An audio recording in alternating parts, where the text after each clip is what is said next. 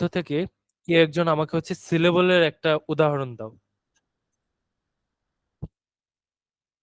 Sir university.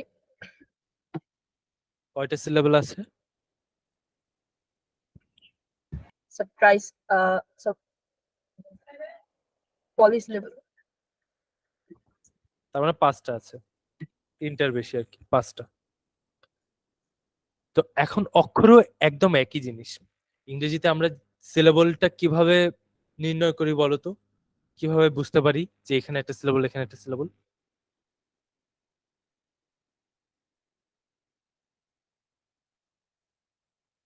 যেখানে আমার দমটা আটকে যাচ্ছে বা শ্বাসটা যেখানে আটকে যাচ্ছে সেইখানে আমরা ধরি একটা সিলেবল। ঠিক সেম ভাবেই অক্ষরও একই জিনিস, যেখানে আটকে যাবে সেখানে একটা অক্ষর। যেমন কি কলম।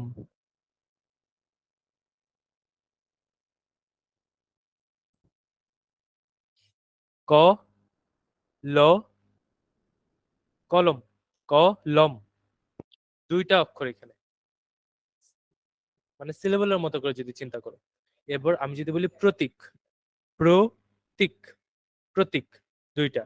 তিক এটা একবারে আমি বলে ফেলতে পারতেছি, অর্থাৎ যেটা একবারে আমি বলে ফেলতে পারবো সেটাই হচ্ছে একটা অক্ষর। এই বিষয়টা কি ক্লিয়ার? Yes sir. আচ্ছা, এই অক্ষরটা তোমাদের সামনে অনেক কাজে লাগবে। তো আমার স্ক্রিন কি দেখা যাচ্ছে? Yes Yes, sir. sir. আচ্ছা, আমাকে বলো তো ভৈরব এখানে কয়টা অক্ষর আছে?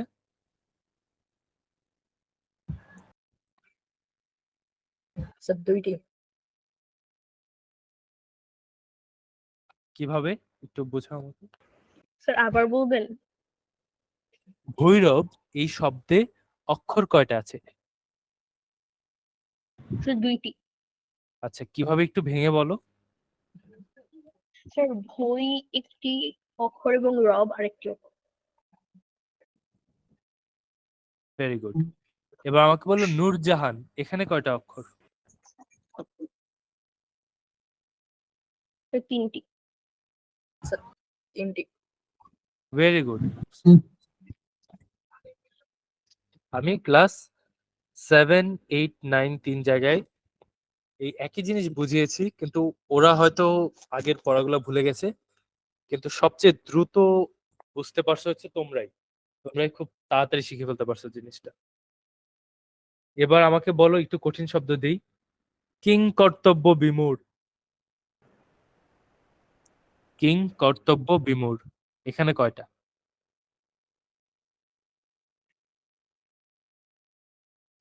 স্যার লেখাটা কোথায় স্যার? Sir, লেখাটা দেখালে একটু ভালো হতো। আচ্ছা আচ্ছা আচ্ছা, আমি লিখে দিচ্ছি, লেখাটা এখানে ছিল না। আচ্ছা, শকুন্তলা এটা বলো তো, শকুন্তলা। Sir, 4টি। স্যার 4টি। আচ্ছা, ভেরি গুড, 4টি।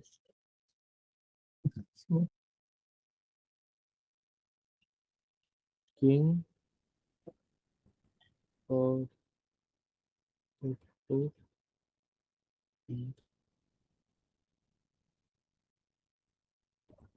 দেখতে পাচ্ছ লেখাটা? Yes, sir. Yes sir. এখানে কয়টা?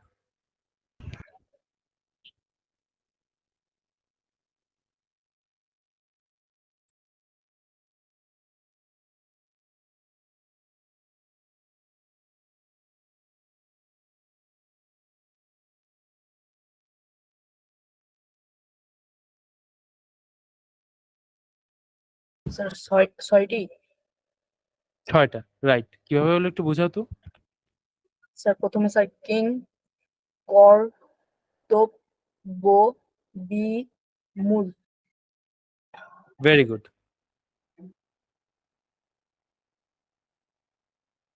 ধরে নিলাম তোমরা বুঝতে পারছো জিনিস।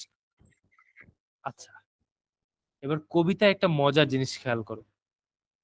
এই যে বাঁচতে দাও কবিতাটা পড়েছিলাম, তোমাদেরকে কিন্তু বলছিলাম যে এখানে পর্বে পর্বে ভাগ করা, তাই না? Yes sir. এখানে এই যে স্ল্যাশ করে দেয়া, এগুলো হচ্ছে এক একটা চরণের পর্ব।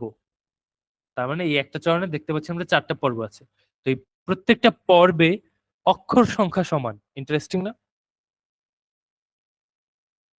দেখো, কবিতা লিখতে হলে এই অক্ষরের কথা মাথায় রাখতে হয়, অক্ষর থেকে মাত্রার সংখ্যাটা নির্ণয় করে এবং এইভাবে কবিতার ছন্দটা মিলায়। তো তোমরা এটা হচ্ছে যে 9-10-এ গেলে আরো ক্লিয়ারলি জিনিসটা বুঝতে পারবে। তো আপাতত শুধু এইটুকু জেনে রাখো যে অক্ষর থেকে কবিতা আসে, ছন্দ আসে। তো এই যে এখানে পর্বগুলো ভাগ করা আছে, তোমরা খেয়াল করে দেখবা যে প্রত্যেকটা পর্বে অক্ষর সংখ্যা সমান।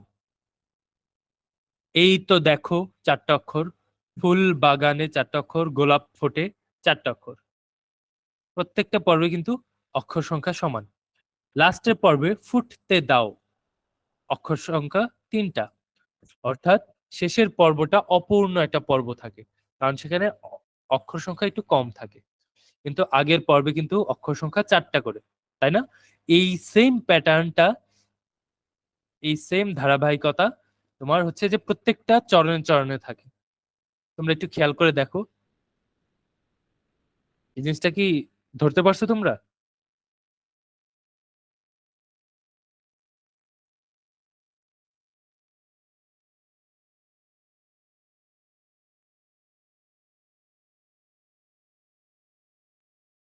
Yes sir. আচ্ছা, ইয়েস স্যার। ঠিক আছে। তো তোমরা হচ্ছে যে কবিতার বৈশিষ্ট্য এবং এইটা কিভাবে তৈরি হয় সেটা তোমরা জেনে গেলে। আজকে হচ্ছে গান।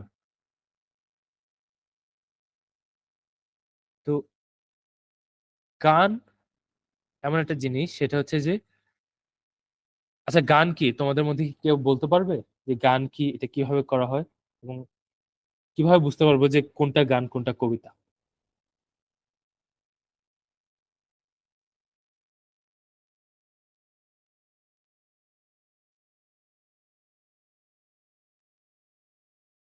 কেউ কেউ বলতে পারবে?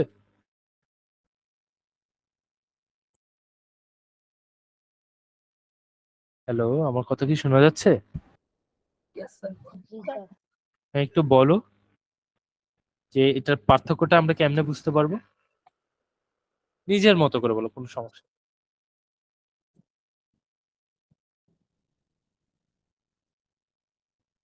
স্যার গানের মধ্যে সুর থাকে। ভেরি গুড, গানের মধ্যে সুর থাকে।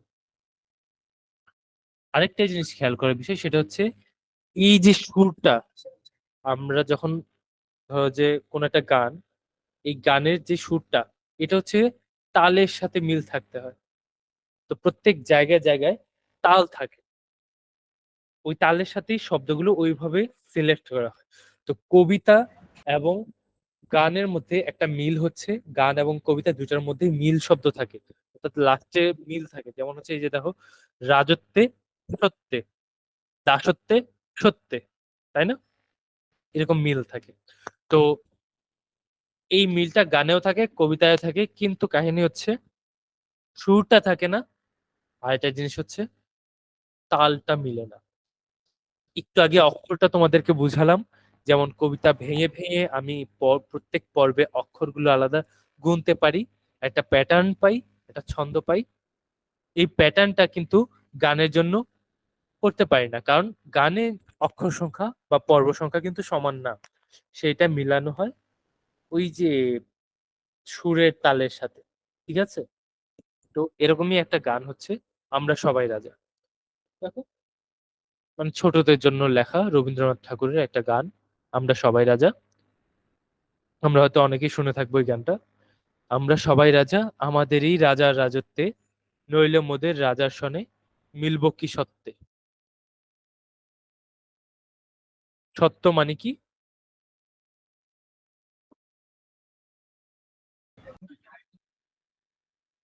সত্য মানে অধিকার।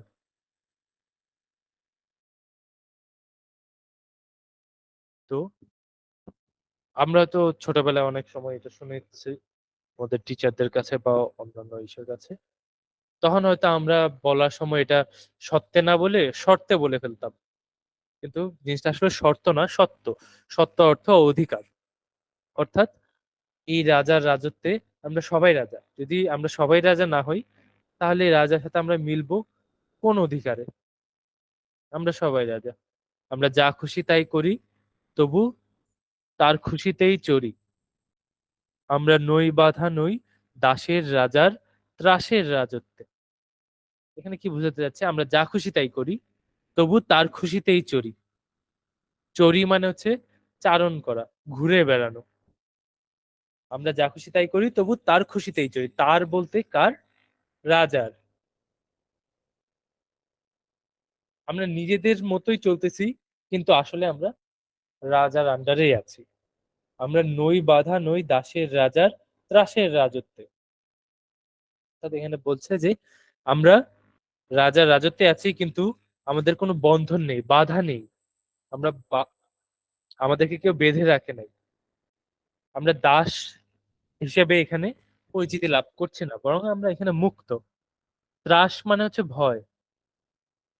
দাসের রাজার ত্রাসের রাজত্বে, অর্থাৎ দাসদের রাজা, রাজা যদি কাউকে দাস করে রাখে, সেখানে যেমন মানুষকে ভয় দেখিয়ে তাদেরকে দাস করে রাখছে, সেই দাসত্বের অধীনে তারা নেই, সেটা বলছে। নইলে মোদের রাজার সনে মিলব কি সত্ত্বে? যদি এমনটা না হয়, রাজার মাঝে যদি এইসব বৈশিষ্ট্য না থাকে, তাহলে আমরা রাজার সাথে মিলবো কেন? তাকে আমরা রাজা মানবো না। রাজা সবারে দেন মান, মান মানে সম্মান। রাজা সে মান আপনি ফিরে পান। অর্থাৎ রাজা সবাইকে যদি সম্মান দেন, সবাই রাজাকে সম্মান দিবে। সবার কথা যদি রাজা চিন্তা করেন, তাহলে তো জনগণ খুশি থাকবে, প্রজারা খুশি থাকবে, এবং প্রজারা রাজাকে সম্মান দিবে। সেই কথাটাই বলছে, রাজা সবারে দেন মান, সে মান আপনি ফিরে পান। আপনি মানে নিজে নিজেই। দেখো, আপনি বলতে কিন্তু কাউকে নির্দেশ করা হচ্ছে না, যেমন সে, তুমি, আপনি, আমি, আপনি, এরকম কিছু কিন্তু বোঝানো হচ্ছে না। এইখানে আপনি শব্দের অর্থ হচ্ছে নিজে নিজে। ওই যে একটা কথা বলি না আমরা, আপনা আপনি, জিনিসটা ওইরকম। রাজা সবারে দেন মান, সে মান আপনি ফিরে পান, মানে নিজেই ফিরে পান। মোদের খাটো করে রাখেনি কেউ কোনো অসত্যে। খাটো মানে কি? ছোট করে রাখা, হীন মনে করা, হেয় মনে করা। মোদের খাটো করে রাখেনি কেউ কোনো অসত্যে, নইলে মোদের রাজার সনে মিলব কি সত্যে? আমরা চলবো আপন মতে, শেখে শেষে মিলবো তারই পথে। অর্থাৎ আমরা সবাই নিজেদের যার যার মতো থাকবো, কিন্তু শৃঙ্খলা রক্ষার জন্য শেষে তারই পথে চলবো। তার, দেখো, তার কে? ওই রাজা, রাজার পথেই চলবো, শেষে মিলবো তারই পথে, অর্থাৎ শেষে রাজার পথেই মিলবো। আমরা নিজেদের মতো চললেও আমরা শৃঙ্খলা রক্ষার ক্ষেত্রে রাজার কথা শুনে চলবো, সেই জিনিসটাই বলা হচ্ছে। মোরা মরবো না কেউ বিফলতার বিষম আবর্তে। আমরা কেউ মরবো না বিফলতা, অর্থাৎ কোনো কিছু না পাওয়ার যে ব্যর্থতা, সেটার বিষম। বিষম মানে ভীষণ। আবর্ত মানে হচ্ছে ঘুরে ঘুরে আসা। আবর্ত, আবর্তন বলি না আমরা, যে আহ পৃথিবী সূর্যের চারদিকে আবর্তিত হচ্ছে বা আবর্তন করছে। Yes, sir. Yes sir. হ্যাঁ, তো সেই ক্ষেত্রে সেটাই এখানে বিশেষ্য হিসেবে ব্যবহার করা হচ্ছে। আবর্ত শব্দের অর্থ হচ্ছে ঘূর্ণিপাক, ঘুরে ফিরে আসা আর কি। মোরা মরবো না কেউ বিফলতার বিষম আবর্তে, অর্থাৎ এরকম করে চলতে থাকলে, এই শৃঙ্খলার মধ্যে চলতে থাকলে আমরা কেউ বিফল হব না। বিফলতার এই যে ঘূর্ণিপাকের ভিতরে আমরা হারিয়ে যাব না।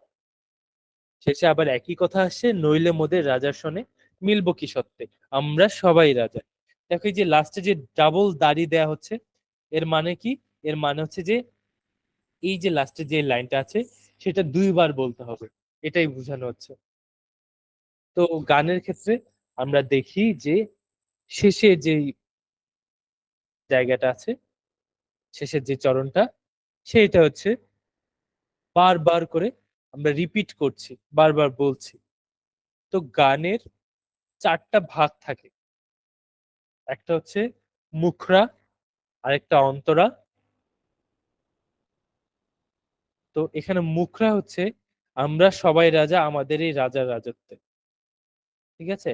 আর অন্তরা হচ্ছে আমরা সবাই রাজা, নইলে মুদের রাজার সঙ্গে মিলবো কি সত্যি, আমরা সবাই রাজা, ঠিক আছে। এই জিনিসগুলো দেখো বারবার ফিরে ফিরে আসে।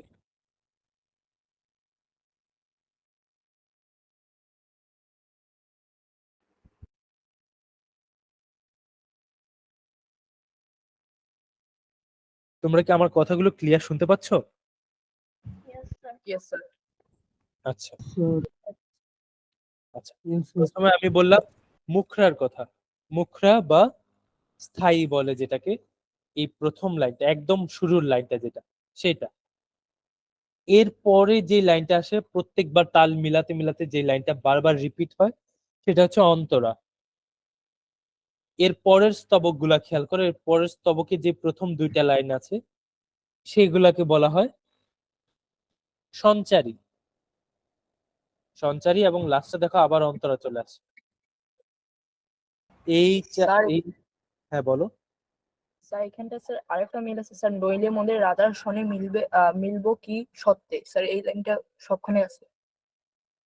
সেটার কথাই তো বললাম, সেটা অন্তরা, এই দুইটা অন্তরা, নইলে মোদের রাজার সনে মিলবো কি সত্ত্বেই আমরা সবাই রাজা, এই দুইটাই হচ্ছে অন্তরা।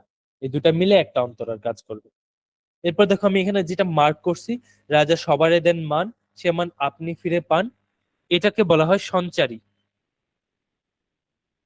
এবং এরপরে আরেকটা লাইন আছে, মোদের খাটো করে রাখেনি কেউ কোনো অসত্যে, এইটাকে বলা হয় আভোগ। আভোগ। তো এখন হচ্ছে প্রত্যেকটা স্তবকে স্তবকে এরকম সঞ্চারী এবং আভোগ আছে এবং লাস্টে অন্তর আছে, কিন্তু যেটাকে আমরা মুখরা বা স্থায়ী বলছি সেটা শুরুর লাইন, সেটা শুরুতে থাকে, একদম শুরুর লাইনটা। গানের লাইন ভাগ এগুলো ক্লিয়ার। এবার আশা করি তোমরা কবিতা এবং গান এই দুইটার পার্থক্য করতে পারবে। নেক্সট ক্লাসে আমি তোমাদের একটা পরীক্ষা নিব, এটা এমসিকিউ নিতে পারি আবার সিকিউ নিতে পারি, তোমরা দুইভাবেই প্রিপেয়ার থাকবে। Sir, কিসের উপর? এই যে তোমাদেরকে কবিতা পড়ালাম, ছড়া পড়ালাম এবং শেষে হচ্ছে গান, এই তিনটার উপর, কবিতা ছড়া গান এই তিনটা। আচ্ছা, তার আগে আমাকে বলো কবিতা ছড়া গান এই তিনটার মধ্যে পার্থক্য কি? রাহিল বলো।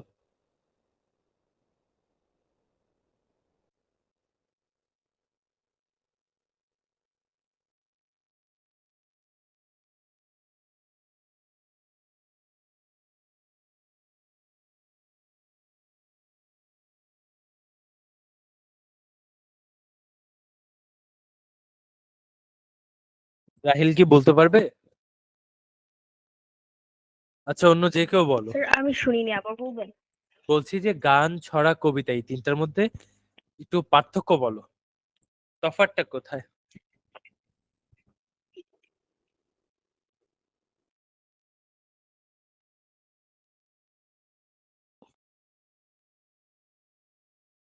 শুনতে পাচ্ছ কথা? Sir, কবিতা ছন্দ মিলিয়ে মিলিয়ে হয় এবং স্যার গানে সুর থাকে। আচ্ছা, আর ছড়া? ওরা ছড়া হচ্ছে, ছড়াও এক ধরনের কবিতা, কিন্তু ছড়াকে ছড়া বলার কারণ হচ্ছে এর কবিতার গতিটা অনেক বেশি থাকে। কবিতায় গতি, ছন্দের গতি হচ্ছে আস্তে হতে পারে, মাঝারি রকমের গতি হতে পারে এবং দ্রুত হতে পারে, কিন্তু ছড়ায় সবসময় দ্রুত গতিতে ছন্দ মিলানো হয়।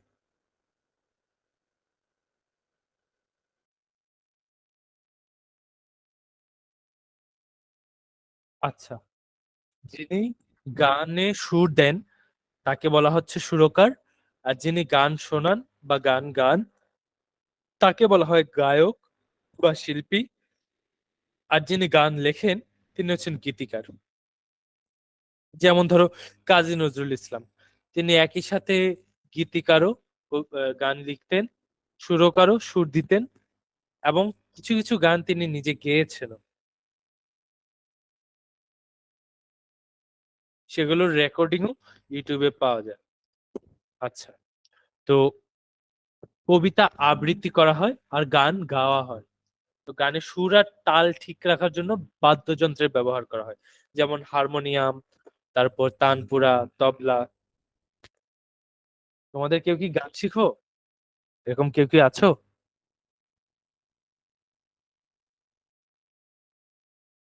স্যার। আচ্ছা, স্যার নো স্যার, তাও স্যার অল্প একটু জানি। আচ্ছা।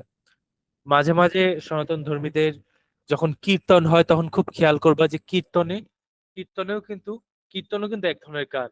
তো কীর্তন যখন হচ্ছে সাথে সাথে কিন্তু মন্দিরা থাকে, খোল থাকে, করতাল থাকে, সেগুলো ব্যবহার করা হয়।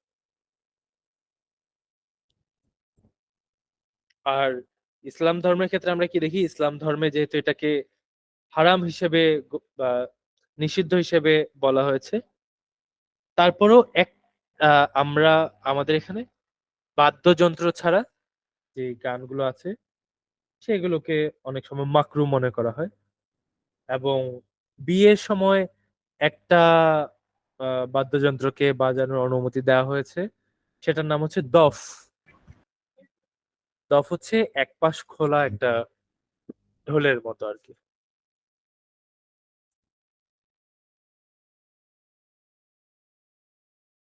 আচ্ছা, এরপরে আমরা চলে যাব গল্পে। মানিক বন্দ্যোপাধ্যায়ের একটা গল্প। আচ্ছা, ক্লাসে কয়জন আছে? চারজন। চারজন। আচ্ছা, আরেকজন ছিল না, ও কোথায়? কি যেন নাম? জানি না স্যার। আচ্ছা, বানানো গল্প অনেক বলেছি, আজ একটা সত্য ঘটনার গল্প বলি। আপনা থেকে ঠিক জাদুকরি কৌশলে একটা ম্যাজিক ঘটে যাবার মজার গল্প। আচ্ছা, মানিক বন্দ্যোপাধ্যায় বন্দ্যোপাধ্যায় এখানে হচ্ছে যে ম্যাজিকের কথা বলছে। তোমরা কি একজন ম্যাজিশিয়ানের নাম বলতে পারবা?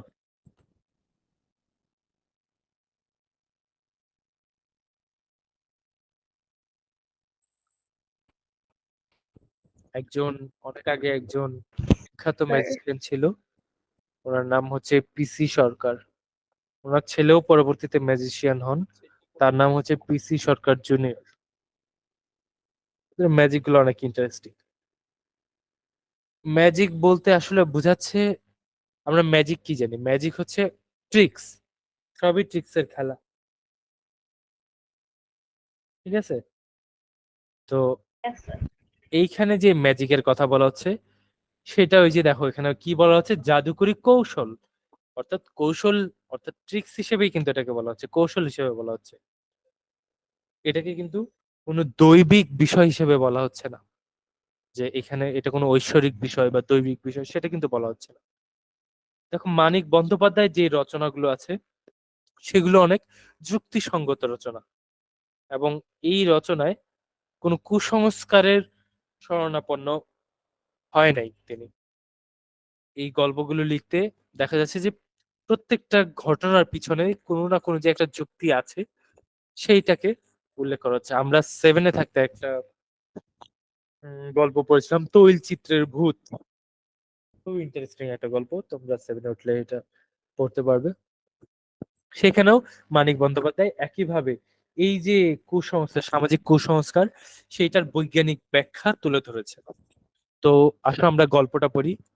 আচ্ছা, তোমাদের কার কার স্কুলে এই গল্পটা পড়ানো শেষ হয়ে গেছে?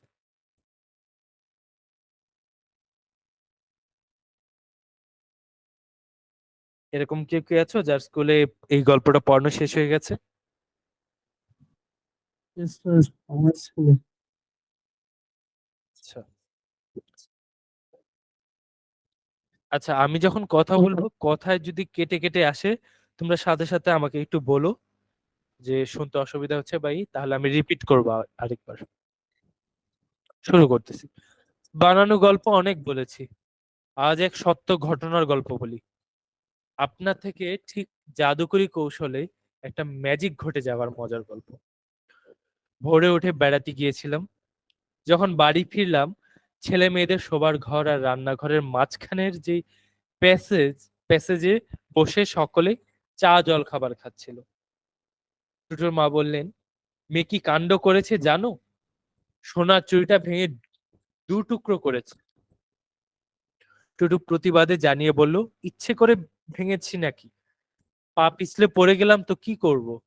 আমার যে ব্যথা লাগলো সেটা বুঝি কিছু নয়। চুড়ি টুটুর মার, মেয়েকে পড়তে দিয়েছিলেন। ঘরে আমি জামা ছাড়ছি, টুটুর মা উঠে এসে খাটের বালিশের তলা থেকে বার করে ভাঙা চুড়িটা দেখালেন। অর্থাৎ কি বলছে? যে ঘরে আমি জামা ছাড়ছি, অর্থাৎ জামাটা চেঞ্জ করছি। কার কথা বলছেন? লেখকের কথা বলছেন। ঘরে আমি জামা ছাড়ছি, টুটুর মা উঠে এসে খাটের বালিশের তলা থেকে বার করে ভাঙা চুড়িটা দেখালেন। সমান দুটো টুকরো হয়ে গেছে। আশ্চর্য হয়ে বললাম, দু টুকরো হলো কি করে? কে জানে। টুটুর মা টুকরো দুটো আবার বালিশের তলায় গুজে দিলেন। বললাম, সোনাও বালিশের তলায় থাকবে? কাল পরশু শুনবো তো যে হারিয়ে গেছে। অর্থাৎ এই যে চুরির কথা বলছে, চুরিটা ছিল সোনার। সোনা যদি বালিশের তলায় থাকে সবসময়, যে কোনো সময় হারিয়ে যেতে পারে। সেটাই বলছে যে কাল পরশু শুনবো তো যে হারিয়ে গেছে। না না, তোমায় খেতে দিয়ে তুলে রাখবো। তুলে রাখবো মানে ওই সোনার বালাটা বা সোনার চুড়িটা সেটা তুলে যত্ন করে রেখে দেব। আমি ঘরের দরজার কাছে বসলাম, টুটুর মা আমায় খেতে দিলেন এবং খুব সম্ভব আমার খোঁচা আর দামি জিনিস হারাবার পুরানো অভিজ্ঞতা খেয়াল করে চুরির টুকরো দুটো তুলে রাখতে গেলেন। আচ্ছা, এক্সকিউজ মি, 2টা মিনিট একটু ওয়েট করো।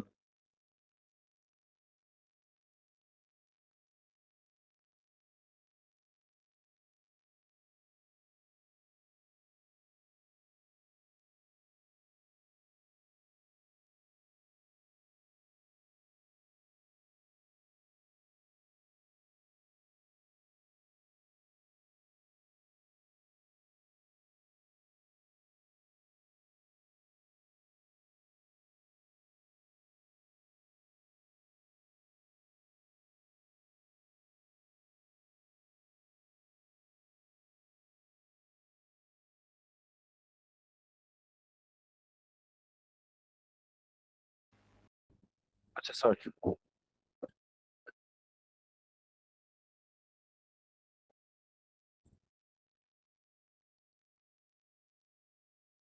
এখানে যে বলা হচ্ছে টুটুর মা, এখানে লেখক নিজেকে টুটুর বাবা হিসেবে কল্পনা করছে এবং টুটুর মা যে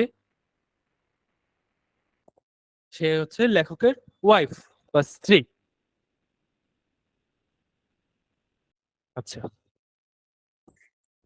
এখন অবাক হওয়ারই কথা, কারণ হচ্ছে যে এই সোনার যে চুরি, এটা সহজে ভাঙার কথা না।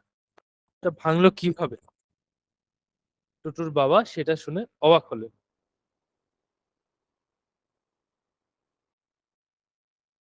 আচ্ছা, এরপর কি হলো? এরপর হচ্ছে যে আমি ঘরের দরজার কাছে বসলাম, টুটুর মা আমায় খেতে দিলেন এবং খুব সম্ভব আমার খোঁচা আর দামি জিনিস হারাবার অভিজ্ঞতা খেয়াল করে চুরির টুকরো দুটো তুলে রাখতে গেলেন। প্রথমে বালিশের তলাটা হাতড়ালেন, তারপর তাড়াতাড়ি একটা একটা করে দুটো বালিশ তুলে অবাক হয়ে বললেন, ওমা, কি হলো চুরিটা? অবাক হওয়ারই কথা, 2-3 মিনিট আগে চুরির টুকরো দুটো বালিশের তলায় গুজে দিয়েছে। এর মধ্যে আপনা থেকে শূন্যে মিলিয়ে গেল। সোনার চুড়ি ভেঙে টুকরো হলে তাদের পাখা গজায় নাকি? হারায় গেছে বলতেছে। বললাম, কি আর হবে, এখানে আছে, খুঁজে দেখো। বিছানার চাদর তুলে ঝেড়ে ঝুড়ে টুটুর মা খুঁজলো।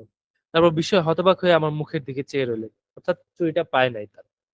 তারপর আমিও তন্ন তন্ন করে খুঁজলাম, মেঝেতে পড়ে গিয়ে থাকতে পারে ভেবে খাটের তলা থেকে সমস্ত ঘর দেওয়ালাম, অর্থাৎ ঝাড়ু দেওয়ালো আর কি। কিন্তু কোথায় সোনার টুকরা? ওটার পাওয়া গেল না। তাজ্জব বানিয়ে দেবার মতোই ব্যাপার। বালিশের তলায় টুকরো দুটো রেখে টুটুর মা রান্নাঘরে গেলেন। আমি এসে বসলাম দরজার কাছে। এর মধ্যে কেউ ঘরেও ঢুকেনি, খাটের ধারে কাছেও যায়নি। বালিশের চাপা না থাকলেও বরং মনে করা চলতো যে এক ফাঁকে জানলা দিয়ে কোনো পাখি ঘরে ঢুকে মুখ করে নিয়ে গেছে, কিংবা ইঁদুর নিয়ে গেছে। কিন্তু এটা বালিশের চাপা ছিল, নেয়ার তো কথা না। অদ্ভুত হলেও একটা মানে করা যেত টুকরো দুটোর এভাবে শূন্যে উড়ে যাবার। টুটুর মা আমায় বললেন, তুমি নিশ্চয়ই তামাশা করছো, আমি রান্নাঘরে গেছি সেই ফাঁকে সরিয়ে নিয়েছো। টুটুর মাও বিশ্বাস করতেছে না, বলতেছে যে হয়তো তুমি নিজে এটা সরায় রাখছো এবং আমাকে ভয় দেখাইতেছো। আমি মাথা নাড়লাম। সত্যি নাওনি? না, কাজ সারা জরুরি ছিল। কাজ সারা মানে হচ্ছে কাজটা শেষ করা, কাজ শেষ করা জরুরি ছিল। কাজের ঘরে গিয়ে টেবিলের সামনে চেয়ারে বসলাম, কিন্তু কাজ করব কি, কিছুতেই কাজে মন বসে না। এমন একটা রহস্যময় ব্যাপার ঘটে গেল, তার একটা মানে খুঁজে বার করতে না পারলে কি মানুষের স্বস্তি থাকে? মানে লেখক হচ্ছে তার কাজগুলা শেষ করা জরুরি, কিন্তু এই যে একটা ঘটনা ঘটে গেল এটা তার মাথায় ঘটছে, সে কাজে মন দিতে পারতেছে না। সোনাটুকু হারিয়েছে হারাক, কিন্তু বালিশের তলা থেকে কি করে হারালো না জানলে কি চলে? কাজ বন্ধ করে কলম রেখে চুপচাপ বসে ভাবতে লাগলাম। এলোমেলো চিন্তা দিয়ে এই রহস্য ভেদ করা যাবে না। কি করে এরকম ঘটতে পারে, একে একে তার সমস্ত সম্ভবপর কথা ভাবতে হবে। সম্ভবপর মানে হচ্ছে কি কি উপায়ে সম্ভব সেগুলো বের করা। আমায় দেখিয়ে টুটুর মা যখন টুকরো দুটো আবার বালিশের তলায় রাখতে গেলেন, তখন কোনো গোলমাল হয়নি তো? ভাবতে গিয়ে আমার এমন হাসি পেল। খাটের উপর বিছানার এক মাথায় পাশাপাশি দুটো করে বালিশ, ওয়ার্ড দেওয়া বালিশ। ওয়ার্ড শব্দের অর্থ হচ্ছে বালিশের ঢাকনা, অর্থাৎ বালিশের উপরে যে কভারটা রাখা হয় সেটা। ওয়ার্ড দেওয়া বালিশ অর্থাৎ কভার দেওয়া বালিশ। বালিশ দুটির তলে টুটুর মার চুরি টুকরো দুটি গুজে দেওয়ার দৃশ্যটা কল্পনা করতে গিয়ে রহস্য ভেদ হয়ে গেল। টুটুর মাকে ডেকে বললাম, তোমরা এত খুঁজে পেলে না আমি এই ঘরে বসে চুরি খুঁজে দিচ্ছি? কোথায় আছে? বালিশের ওয়ার্ডের ভেতর খোঁজো, গে যাও, পেয়ে যাবে। সোজা ব্যাপার। তলার বালিশের ওয়ার্ডের খোলা মুখটা ছিল ছিল বাইরের দিকে। বালিশের তলা মনে করে টুটুর মা টুকরো দুটো রাখতে ওয়ার্ডের মধ্যে হাত চালান করে দিয়েছিল। অর্থাৎ এই যে বালিশের কভারের একদিক তো খোলা থাকে, যেদিক দিয়ে বালিশটা ঢুকানো হয়, তো বালিশের নিচে রাখতে গিয়ে টুটুর মা করলো কি, ওই কভারের ভিতরেই একদম ঢুকাই দিছে। তো যার কারণে বালিশটা তুলেও বালিশের নিচে সে পায় নাই। এরপর লেখক অনেক চিন্তা করে ওই দৃশ্যটা কল্পনা করলো যে আচ্ছা টুটুর মা বালিশের নিচে রাখে নাই, বালিশের ভিতরে জিনিসটা ঢুকাই দিচ্ছে, কভারের ভিতরে। খোঁজা হয়েছিল তন্ন তন্ন করে, শুধু বালিশের ওয়ার খোঁজার কথা খেয়াল হয়নি। মানুষের সব দিক খুব সোজা দিক পর্যন্ত খেয়াল হয় না বলেই ম্যাজিক সম্ভব হয়েছে। অর্থাৎ খুব ভালো করে খেয়াল করে দেখো ম্যাজিক আসলে কি জিনিস। ম্যাজিক আসলে সোজা সাপটা এক ধরনের ট্রিক্স, কৌশল, যে কৌশলটা সোজা চোখে ধরা পড়ে না। ধরো হাতের দুই আঙ্গুলের মাঝখানে এই একটা কয়েন ঢুকায় রেখে তোমাকে দেখানো হচ্ছে যে হাতের তালুতে এই কয়েনটা ছিল, দুই এরপরে কয়েনটা নাই হয়ে গেল, আসলে কিন্তু দুইটা আঙ্গুলের ভিতরে রেখে দিছে সে। এবং এর পরবর্তীতে যখন দেখানো হচ্ছে দেখা যাচ্ছে যে তোমার কানের নিচ থেকে টান দিয়ে এনে ওই কয়েনটা বের করে দেখালো। আসলে পুরো জিনিসটা কিন্তু একটা কৌশলের ব্যাপার। তো আমাদেরকে সব জিনিসেই অন্ধবিশ্বাস করলে চলবে না, আমাদেরকে খেয়াল করতে হবে প্রত্যেকটার পিছনে এক একটা রিজন আছে। জাদু বলতে কিছু হয় না, ম্যাজিক মানে হচ্ছে ট্রিক্সের খেলা। আচ্ছা, এখানে কিছু অর্থ দেয়া আছে গল্পের। এর মধ্যে একটা জিনিস হচ্ছে যে প্যাসেজ, ফাঁকা জায়গা। প্যাসেজ বিভিন্ন জিনিস হতে পারে, ঠিক আছে? একটা দুইটা টেবিলের মাঝখানে যে ফাঁকা জায়গা যেখানে হেঁটে চলে যাওয়া যায় সেটা একটা প্যাসেজ হতে পারে। দুইটা রুমের মাঝখানে যে ফাঁকা জায়গা যেদিক দিয়ে হেঁটে বের হয়ে চলে যাওয়া যেতে পারে সেটা একটা প্যাসেজ হতে পারে। আবার গির্জায় চিন্তা করো যে দুই সাইডে আহ বেঞ্চ গুলা সারি সারি করে দেয়া, মাঝখান দিয়ে মানুষ হেঁটে যাচ্ছে, সেটা একটা প্যাসেজ হতে পারে। অর্থাৎ মানুষের চলাচলের যে কোনো একটা রাস্তা ফাঁকা জায়গায় হচ্ছে একটা প্যাসেজ। চালান করা মানে ঢুকিয়ে দেয়া। আচ্ছা, এক লাইনে বলো এই গল্পটা থেকে তোমরা কি বুঝেছো, যে কোনো একজন বলো। ইন্দ্রনীল বা অর্ঘ্য। অথবা ফারিস্তা, বলো, এক লাইনে বলো।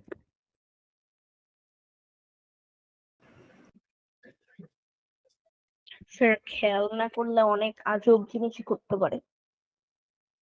ভেরি গুড, চমৎকার করে বলেছো, এক লাইনে বলে ফেলছো এবং খুব মজার করে বলছো, ইন্টারেস্টিং। ইন্দ্রনীল বলো তো। স্যার একটা জিনিস বুঝছি যে ম্যাজিক হচ্ছে এমন একটা কৌশল যেটা ভাবনা চিন্তা করার মাধ্যমেও সেটা ম্যাজিক হয়ে যায়। আচ্ছা, আরেকটা স্যার জিনিস হ্যাঁ বলো বলো। স্যার কোনো কাজে অলসতা করা যাবে না। এখানে অলসতা কিভাবে আসলো? স্যার যদি স্যার টুটুর মাছ যদি স্যার আগে যদি স্যার ওই যে সোনার চুড়িটা যদি রেখে দিত তাহলে এত কাহিনী হইতো না স্যার।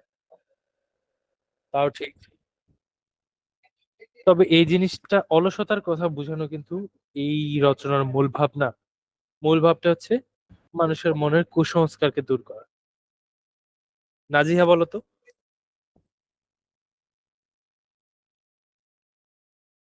তোমার মতো করে এক লাইন।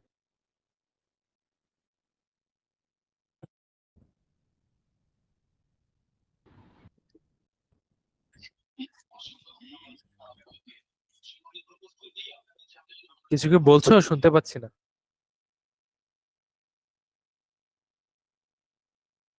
না স্যার, আবার বলুন কি বলুন। বললাম যে এই যে রচনাটা পড়লাম, এটা এক লাইনে এটার মূল ভাবটা বলো।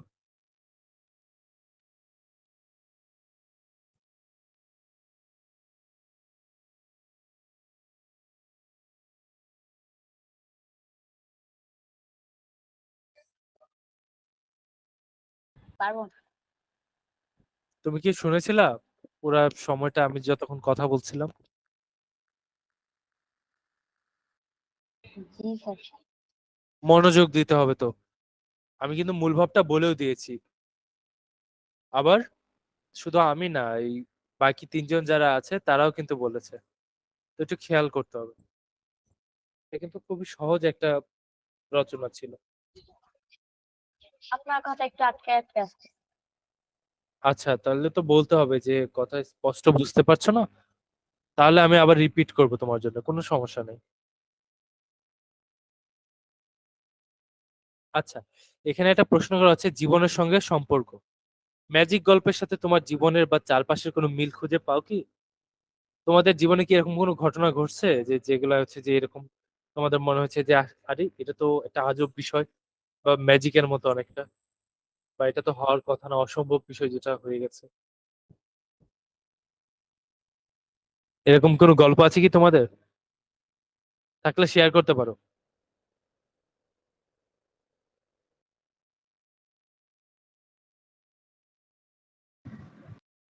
স্যার এখানে তো নিজের ভাষায় বলতে বলছে। নিজের ভাষায় কি? বুঝি না, তুমি ওই কি যে বললা?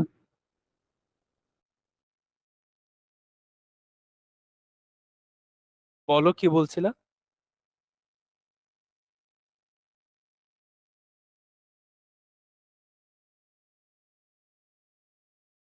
হ্যালো, কেউ কি কিছু বলছিলা?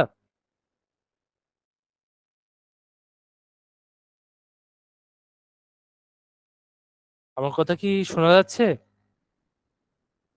Yes sir. স্যার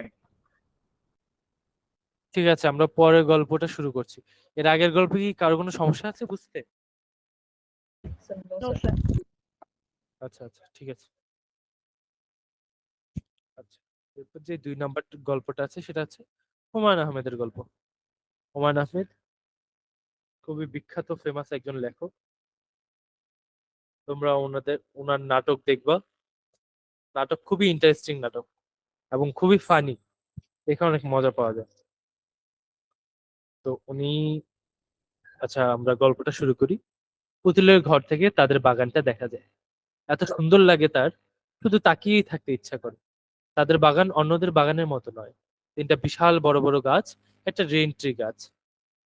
এত বড় যে মনে হয় এই গাছের পাতাগুলো আকাশে লেগে গেছে। মানে গাছের পাতা ট্রেন ট্রি এক ধরনের গাছ, কড়ুই গাছ আমরা যেটাকে বলি। তো এই গাছটা এত বড় দেখে মনে হচ্ছে যে একদম আকাশের সাথে লেগে গেছে পাতাগুলো। আর দুটো হচ্ছে কদম ফুলের গাছ। কদম ফুলের গাছ দুটি পাশাপাশি যেন দুই যমজ বোন, একজন অন্যজনের গায়ে হেলান দিয়ে আছে। বর্ষাকালে গাছ দুটিতে কি অদ্ভুত ফুল ফোটে, সোনার বলের মতো ফুল। কদম ফুল কেমন হয়, একদম বলের মতো, তার উপরে সাদা সোনালী কিছু পাপড়ি থাকে, ছোট ছোট পরাগ থাকে। পুতুলের মা জেসমিন কদম ফুলের গাছ দুটি একেবারেই সহ্য করতে পারে না, কারণ হচ্ছে শুঁয়োপোকা। এটা সমস্যা হচ্ছে শুঁয়োপোকা বা ক্যাটারপিলার যেটাকে আমরা বলি, শুঁয়োপোকা থেকে কিন্তু প্রজাপতি হয়। প্রজাপতির আহ, বাচ্চাকালের অবস্থা, সেটাকে আমরা বলি শুঁয়োপোকা। শুঁয়োপোকা দেখছো তোমরা? আমরা অনেকে বিচ্ছু বলে থাকি এই জিনিসগুলোকে। ওই গায়ে একটু লোমশ, লোম লোম হয়ে থাকে, কাটা কাটা হয়ে থাকে। Yes sir. ইয়েস স্যার, দেখেছি স্যার। হ্যাঁ, সেগুলো হচ্ছে পাতা খায়। তো এরা কিন্তু আমাদের জন্য ক্ষতিকর না, ওরা শুধু পাতা খায়। পাতা খেয়ে আস্তে আস্তে বড় হয় এবং একটা সময় পূর্ণাঙ্গ প্রজাপতির রূপ লাভ করে। তো পুতুলের মা জেসমিন সে হচ্ছে এই কদম গাছ সহ্য করতে পারে না, কারণ কদম গাছে এই শুঁয়োপোকা হয়। শুঁয়োপোকা কিন্তু সব গাছে হয় না, যে গাছের পাতাগুলো ওরা খেতে পছন্দ করে শুধুমাত্র সেই গাছেই হয়। কদম গাছে খুব শুঁয়োপোকা হয়, আর শুঁয়োপোকা দেখলেই জেসমিনের বমি পেয়ে যায়। অনেকে এই বিচ্ছু সহ্য করতে পারে না। তিনি প্রতি শীতকালে একবার করে বলেন গাছগুলো কাটিয়ে ফেলা দরকার। শেষ পর্যন্ত কেন যেন কাটা হয় না। দেখতে দেখতে বর্ষা এসে যায়, অদ্ভুত কদম ফুলগুলো ফোটে, কি যে ভালো লাগে পুতুলের। অর্থাৎ যে কাটবো কাটবো করেও কাটা হয় না, কিন্তু বর্ষাকালে যখন কদম ফুল ফুটে তখন আসলে দেখতে ভালোই লাগে। এখন শীতকাল, কদিন আগে ঠিক করা হয়েছে বড় বড় গাছগুলো সব কেটে ফেলা হবে। জেসমিন বজলু মিয়া বলে একটি লোককে ঠিক করেছে। লোকটির মুখে বসন্তের দাগ।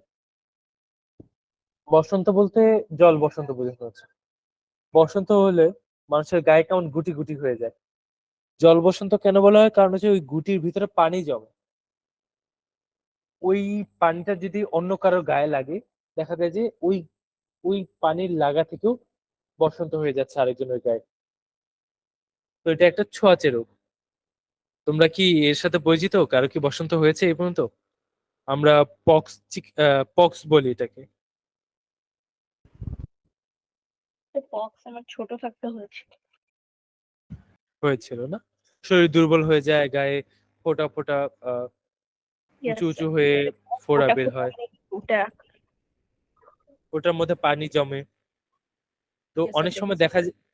অনেক সময় দেখা যায় কি, এই এই এইগুলা বল গুলা বাবল গুলা যখন ফুটে যায়, তখন দেখা যায় ওই জায়গায় গর্ত হয়ে যায়, দাগ হয়ে যায়।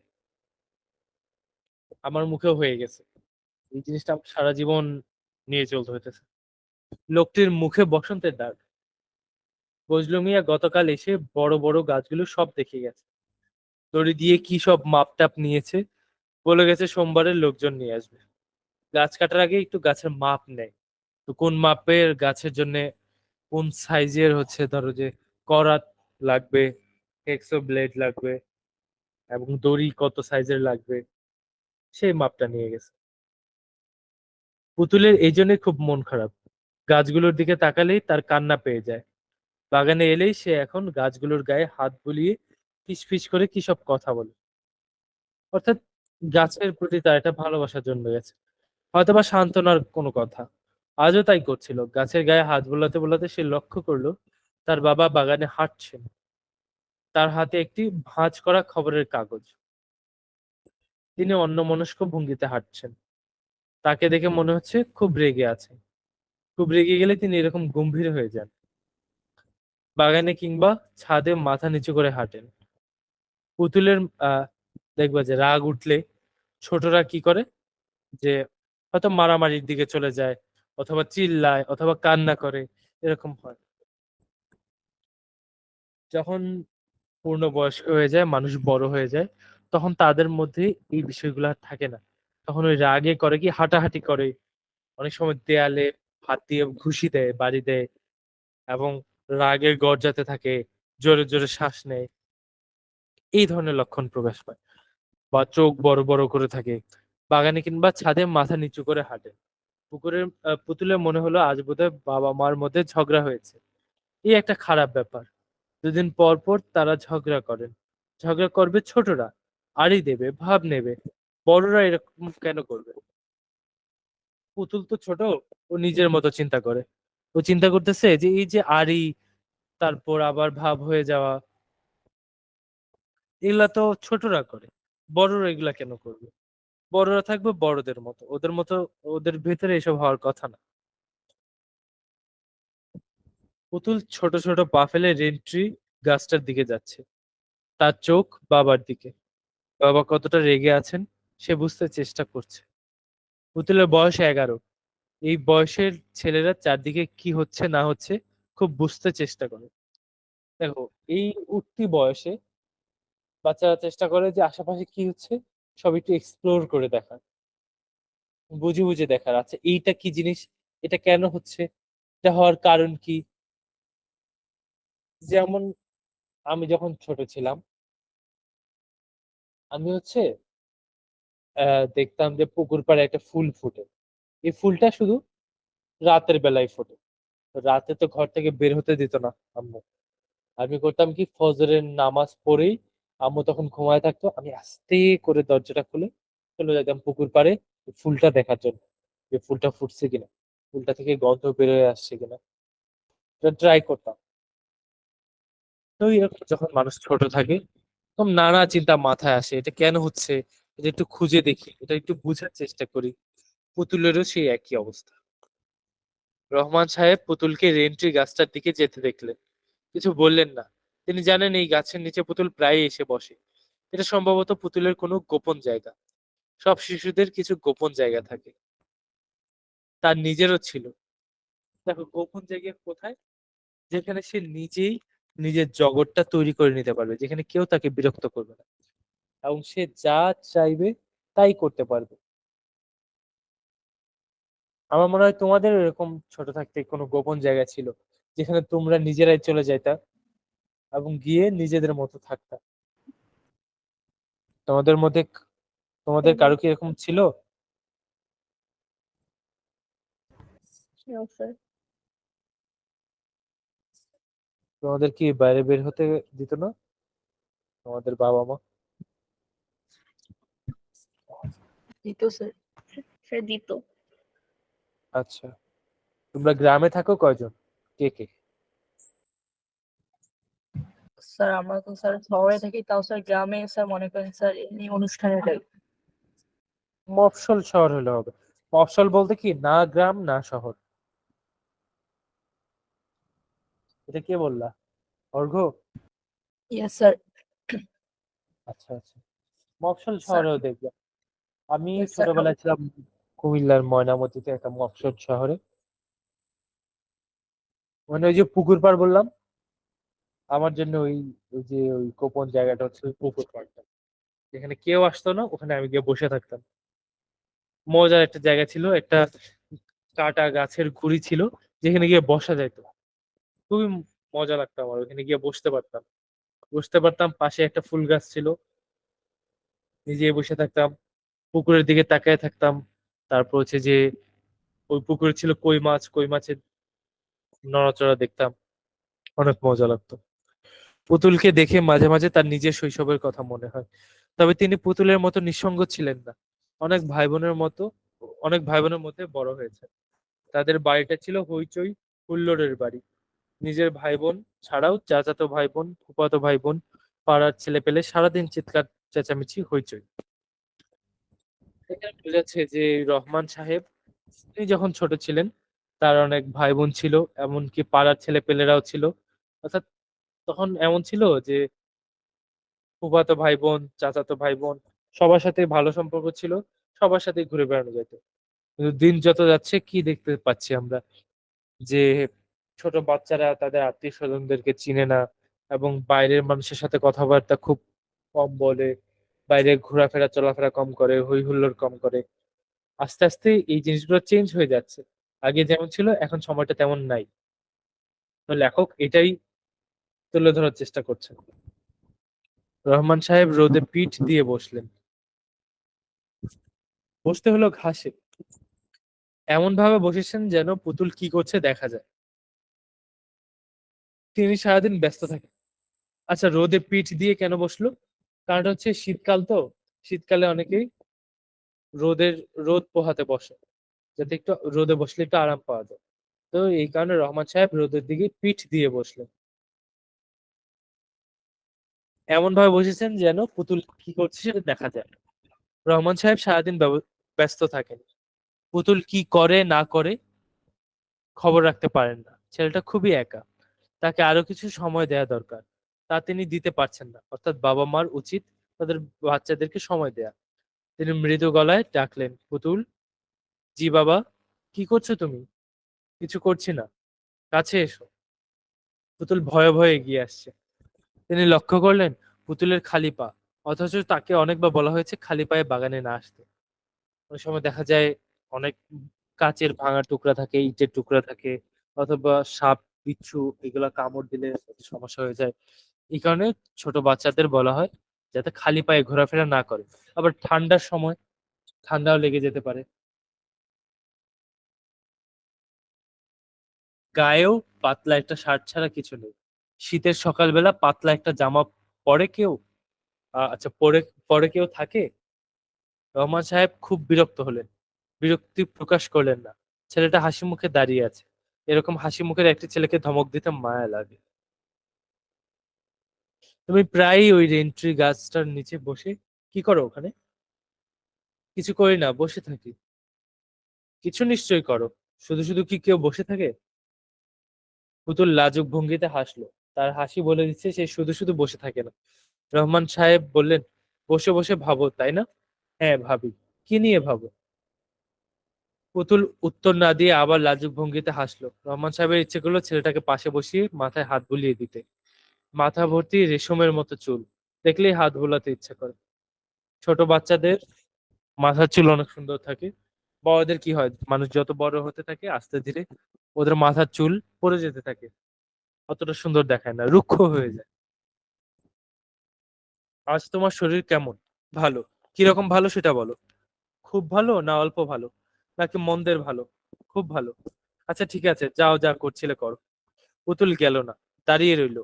মনে হচ্ছে তার কিছু বলার আছে, কিছু বলতে চাচ্ছে অথচ বলতে পারছে না। রহমান সাহেবের খানিকটা মন খারাপ হলো। এ তো বাচ্চা, এ তো বাচ্চা একটা ছেলে, সে কেন মনের কথা সহজভাবে বাবা মাকে বলতে পারবে না? তিনি নরম গলায় বললেন, পুতুল, তুমি কি কিছু বলতে চাও? অর্থাৎ মাঝে মাঝে হচ্ছে যে বাচ্চা কাচ্চারা তাদের বাবা মা বা বড় যারা আছে তাদেরকে ভয় পায়। কারণ বড়রা খুবই রাস গম্ভীর ভাষায় কথা বলে এবং খুবই রাগী স্বরে কথা বলে। তারা তো আর বাচ্চাদের সাথে উম, আহ, লুতুপুতু করে কথা বলতে পারে না।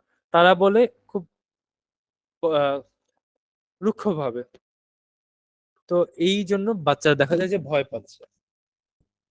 তো রহমান সাহেব সেটা বুঝতে পারলেন এবং পুতুলকে জিজ্ঞেস করলেন, পুতুল কি কিছু বলতে চাই কি? পুতুল মাথা নাড়লো, সে বলতে চায়। রহমান সাহেব বললেন, কি বলতে চাও বাবা? গাছগুলো কেন কাটবে? গাছ কাটা তোমার পছন্দ নয়? না। পুতুল বলছে যে গাছগুলো থাক, গাছ কেন কাটবে? ছোটরা অনেক কাজ করে যেগুলো বড়রা পছন্দ করে না। আবার ঠিক তেমনি বড়রা অনেক কাজ করে যা ছোটরা পছন্দ করে না। গাছগুলোতে শুঁয়োপোকা হয়, তোমার মা এই পোকাটা সহ্য করতে পারেন না। পুতুল চুপ করে রইল। রহমান সাহেব বললেন, তাছাড়া আরেকটা কারণও আছে। গাছগুলোর জন্য ঘরে আলো হাওয়া তেমন ঢুকতে পারে না। এখন দেখবে প্রচুর রোদ আসছে। আচ্ছা, তো লাস্টের যেই কয়েকটা লাইন, এই কয়েকটা লাইন দিয়ে কিন্তু পুরা প্যাসেজের হচ্ছে যে মূল ভাবটা সেটা তুলে ধরা হচ্ছে। কিভাবে কিভাবে বোঝা গেল? সেটা হচ্ছে এই যে ছোট্ট একটা বাচ্চার চিন্তাধারা, নিষ্পাপ একটা বাচ্চা, তার চিন্তাধারা কি নির্মল, কি পরিষ্কার। অথচ তারই বাবা, যার বয়স তার থেকে অনেক বেশি, এবং তিনি যেভাবে চিন্তা করতেছেন সেটা হচ্ছে যে এই গাছগুলা থাকলে খুব অসুবিধা হচ্ছে। গাছের পাতা, নতুন পাতা, গাছের ফুল এটা হয়তো পুতুলের পছন্দ, কিন্তু গাছের যে শুঁয়োপোকা এটা তার মা সহ্য করতে পারে না। এই বিষয়টা তার বাবাও ভালো চোখে দেখে না। আবার তার বাবা কি চিন্তা করছে, রহমান সাহেব চিন্তা করছে যে গাছ কেটে দিলে ঘরে আলো বাতাস আসবে, ঘরে আলো বাতাস হওয়া দরকার। অর্থাৎ বড়রা অনেক কিছু বিবেচনা করে তারপর এক একটা সিদ্ধান্ত নেন, যেটা ছোটরা বুঝে না। ছোটরা শুধু বাহ্যিক দিকগুলো বুঝে। তো এই গল্পের মূল ভাব এইটুকুই। বুঝতে পারছো তোমরা? এর মূল ভাবটা বুঝতে অসুবিধা হলে আমাকে বলো, কি একজন বলো আমাকে বুঝায়, দেখি তোমরা বুঝতে পারছো কিনা।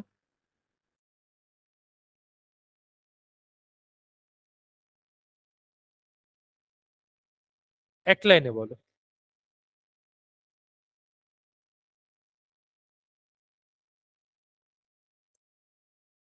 আমার কথা কি ক্লিয়ার শোনা যাচ্ছে? Yes, yes. আচ্ছা, এক লাইনে এমনি বলো যে পুরা গল্পটা থেকে তুমি নিজে কি বুঝছো, একদম নিজের মতো বলো, কোনো সমস্যা নেই। ভুল হলে আমি বুঝাই দিব।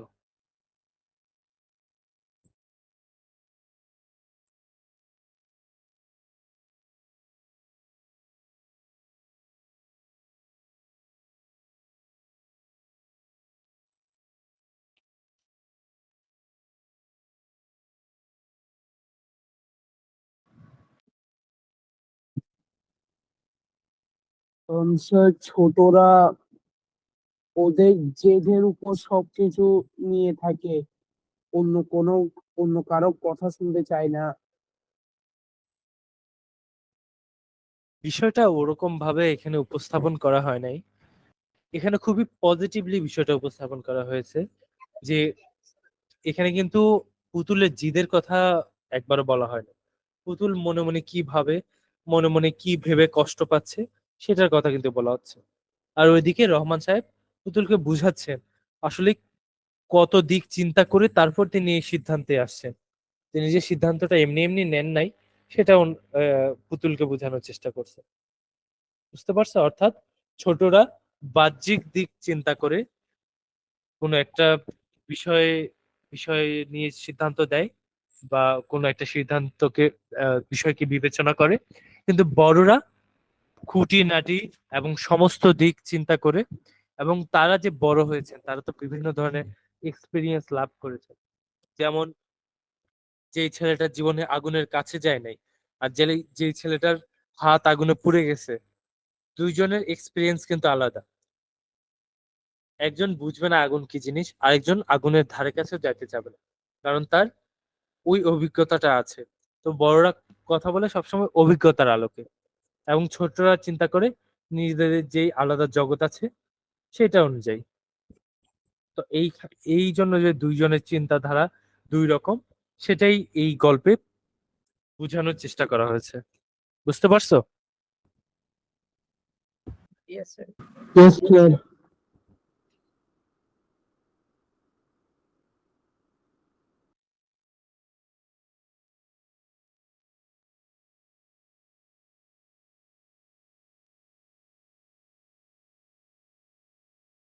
আচ্ছা, গল্প কি? কে একজন আমাকে বলো গল্প কি।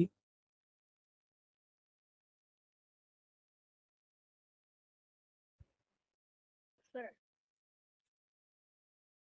বলো স্যার গল্প বলো হচ্ছে বলো। মানে লেখা যেটাতে কাহিনী থাকে, বিভিন্ন চরিত্র থাকে। হ্যাঁ, রাইট। এবং গল্পগুলো এমন ভাবে লেখা হয় যাতে মনে হয় যে শেষ হয়েও শেষ হচ্ছে না, এবং অপূর্ণতার থেকে যায়, এবং মনে হয় যে আচ্ছা, এটার শেষটা পড়তে পারলে অনেকটা ভালো হতো। আর উপন্যাস কি? উপন্যাস হচ্ছে যে একদম শেষ পর্যন্ত লেখক তোমাকে বুঝিয়ে দেয় যে এটার শেষ পরিণতিটা কি হচ্ছে। গল্পগুলো কিন্তু সেরকম হয় না। স্যার গল্প তো স্যার কাল্পনিকও হতে পারে। কাল্পনিকও হতে পারে, যেগুলোকে আমরা সায়েন্স ফিকশন বলি, ফিকশন বলি যেগুলোকে।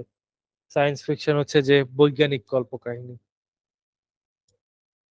ঐতিহাসিক কল্পকাহিনীও আছে, যেমন শরদিন্দু বন্দ্যোপাধ্যায় লেখা ঐতিহাসিক কাহিনী সমগ্র। ওখানে উনি কাহিনীগুলোকে এমন ভাবে লিখছেন যেন ইতিহাসের যে সকল অধ্যায়গুলো আমরা জানি না সেটা উনি তুলে ধরছেন। আসলে এরকম কিছু হয় নাই, কিন্তু অনুমানের উপর ভিত্তি করে তিনি একটা কল্পকাহিনী লিখছেন, ঐতিহাসিক কল্পকাহিনী, খুবই চমৎকার। তোমরা বইটা পড়ে দেখতে পারো। আচ্ছা, নেক্সট ক্লাসে আমি তোমাদের কবিতা, ছড়া এবং গানের উপরে একটা পরীক্ষা নিব। পরীক্ষা নিয়ে পরবর্তীতে প্রবন্ধ পড়ানো শুরু করব। আর এই পরের ক্লাসে যেদিন আর কি পরীক্ষা নিব সেই দিন নিব গল্প এবং প্রবন্ধের উপরে। ঠিক আছে?